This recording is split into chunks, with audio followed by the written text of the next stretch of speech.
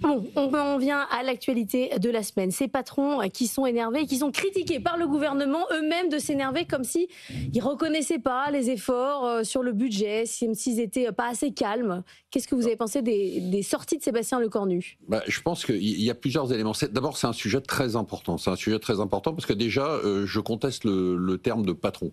C'est-à-dire que je pense qu'il faut arrêter. Ça fait partie de ces termes comme la retraite par capitalisation, la retraite par l'épargne. Ça fait peur? Les patrons. Non, on sait que c'est une connotation négative. Est-ce qu'un dirigeant d'entreprise, de TPE, de PME, de TI est un patron du CAC 40? Absolument pas. Ce sont des gens qui se lèvent le matin, qui ont des responsabilités, qui doivent payer des salaires, qui doivent assurer la continuité de leur entreprise, qui sont confrontés à des difficultés.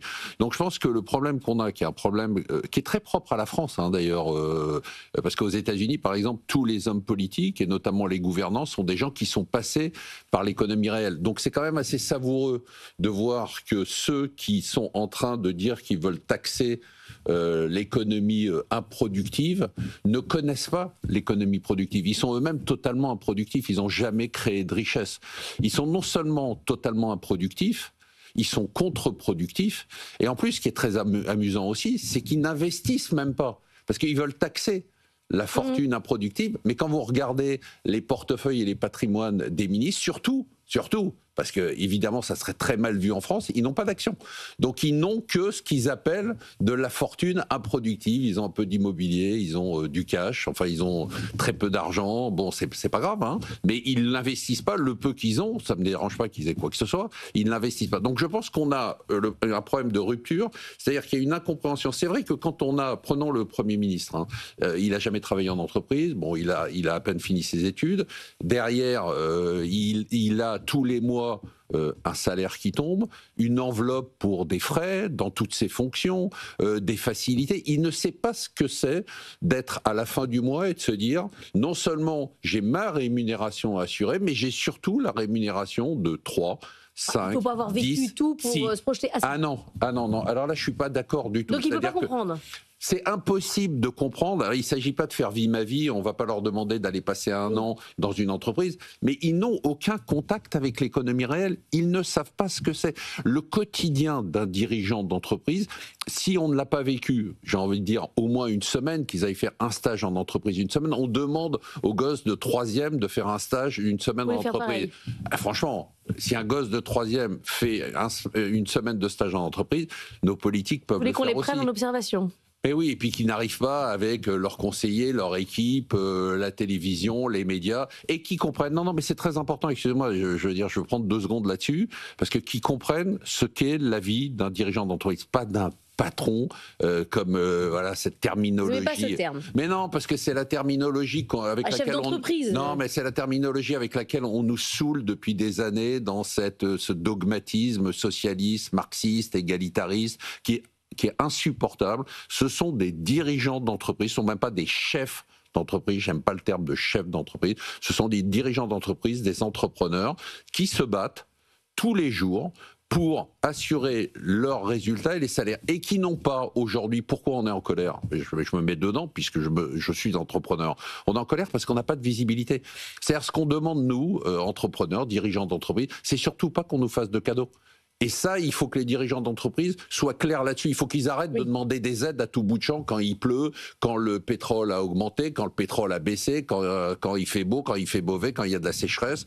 Il faut qu'ils soient totalement autonomes. D'ailleurs, pour une fois, l'idée d'Édouard Philippe était pas mauvaise, c'est-à-dire de dire moins d'impôts, mais moins d'aides. Mais surtout qu'on nous laisse tranquille. C'est-à-dire qu'on nous laisse bosser, qu'on arrête de nous foutre des boulets à chaque fois aux pieds qui nous empêchent d'avancer. Et moi, je salue tout ce que font les dirigeants d'entreprise en France, qui sont résilients, résistants, qui continuent à produire de la croissance, qui continuent à produire de la richesse face à des gens qui sont des destructeurs de richesse et qui ne connaissent pas l'économie productive. Est-ce que là-dedans, vous trouvez que le MEDEF a une bonne stratégie?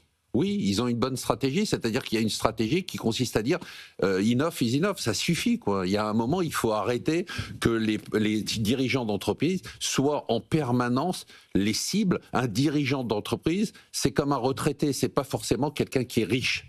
C'est pas forcément. Il y a aujourd'hui, quand on regarde les artisans, les dirigeants, les patrons de restaurants, les patrons de boîtes de retail, mais ils sont dans des situations qui sont parfois souvent, je dis parfois, quand on voit l'explosion des défaillances d'entreprises, ils sont dans la précarité, dans la difficulté.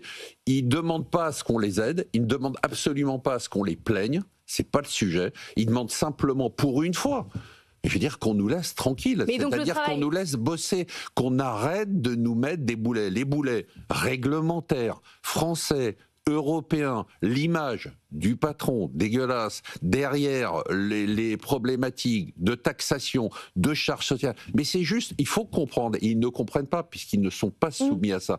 La vie d'un dirigeant d'entreprise en France, c'est un enfer. Bon. On passe à Nvidia.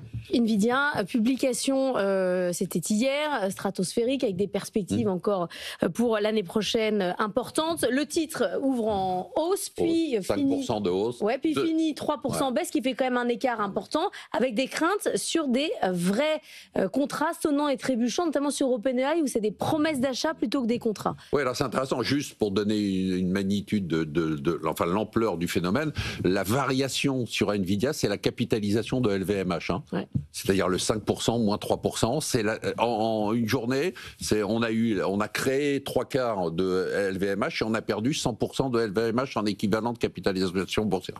Le problème qu'on a aujourd'hui, les Américains ont trouvé un très bon terme comme d'habitude, c'est l'AI fatigue, c'est-à-dire la lassitude vis-à-vis de l'IA, c'est-à-dire cette IA dont il faut savoir quand même qu'elle a alimenté la hausse des marchés. Aujourd'hui, on se rend compte quand même qu'il y a plein de signaux qui sont des signaux négatifs.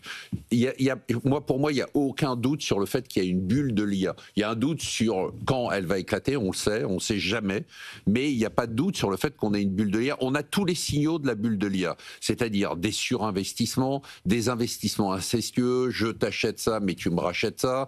Maintenant, l'élément le plus inquiétant pour les marchés, c'est le fait que ces entreprises-là, dont on se disait qu'elles avaient beaucoup de cash, qu'elles en généraient beaucoup, les résultats de Nvidia sont spectaculaires, sont quand même obligés aujourd'hui de faire de la dette. Et ça, je pense que c'est un signal qui est un signal fort, avec des montants qui sont colossaux. Et puis surtout, il faut rappeler... Mais elles disent, j'en ai pas besoin de cet argent-là. Je le fais parce que les conditions de marché sont bonnes. Non, ça c'est pas vrai. Les conditions de marché sont pas bonnes actuellement, avec des taux d'intérêt aux États-Unis qui sont relativement élevés, puisqu'il n'y a pas eu de baisse des taux d'intérêt à long terme. Ils empruntent moins cher que l'État américain. Quand même, ils empruntent à des taux d'intérêt qui sont autour de 4%. C'est pas rien. C'est quand même beaucoup d'argent pour des 15 milliards, des 20 milliards. Et puis surtout, ce qu'on oublie de dire, c'est que OpenAI, pour l'instant, c'est un gouffre. Hein.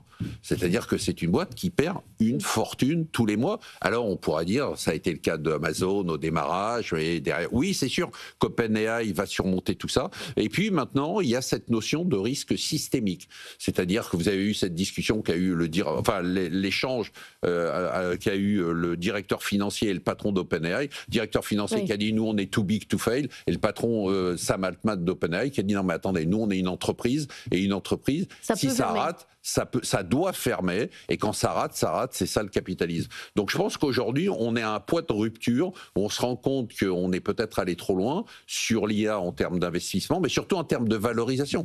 Il n'y a pas de doute sur le fait que l'IA est la grande révolution industrielle et qu'elle va produire de la productivité, de l'amélioration de la productivité. Il y a un doute sur tout cet argent qui va s'évaporer. Merci Marc, c'était brillant comme tous les vendredis. Si vous adorez Marc Fiorentino, rendez-vous ce soir 20h, c'est Votre Argent en direct ou ensuite en podcast et en replay.